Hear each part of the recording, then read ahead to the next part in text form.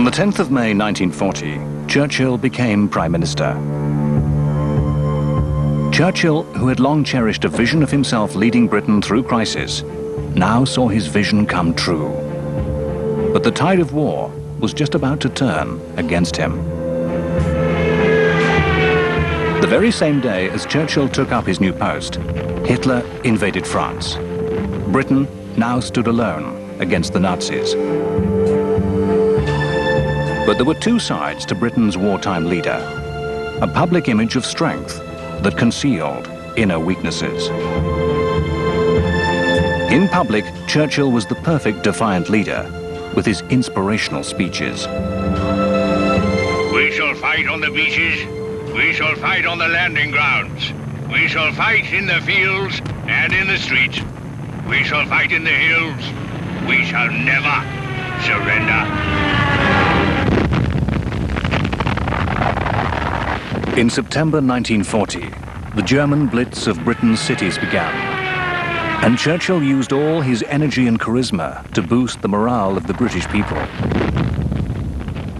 He journeyed among the sad relics of that evil power of the Luftwaffe, and he inspired us all with his determination, and he himself paid tribute to the determination he saw around him.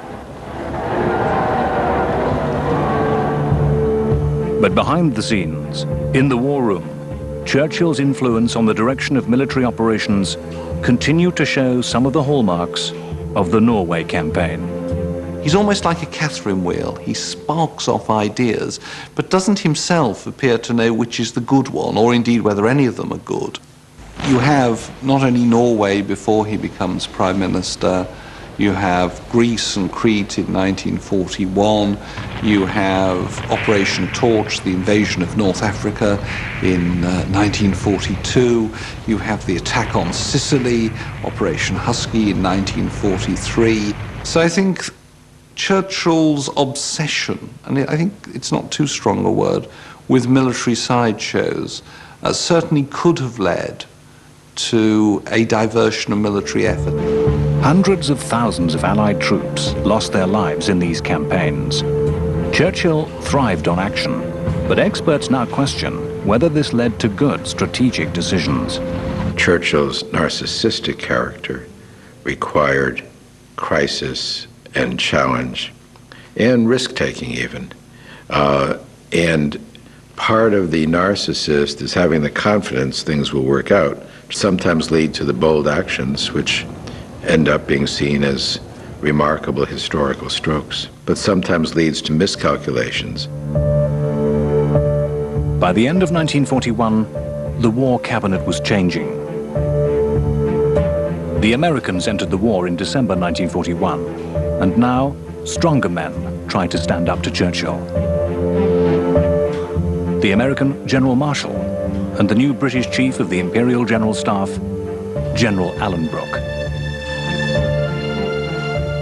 It's clear from Alan Brooke's diaries that working with Churchill was for Alan Brooke the most extreme test of patience, of mettle, of human perseverance that one could imagine.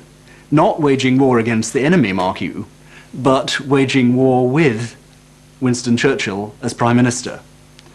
Alan Brooke at one stage says that most people consider Churchill to be a second Marlborough, but most people have no idea what it would be like to work with him constantly, day in, day out.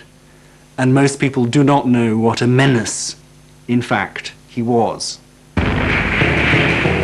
Even in June 1944, as the Allies launched the most vital attack of the war, Operation Overlord, the code name for the D-Day landings, Churchill was still captaining what some see as his pet project, a plan called Operation Armpit, to launch an attack on Germany by climbing over the Italian Alps. Churchill fancied this idea because it would have been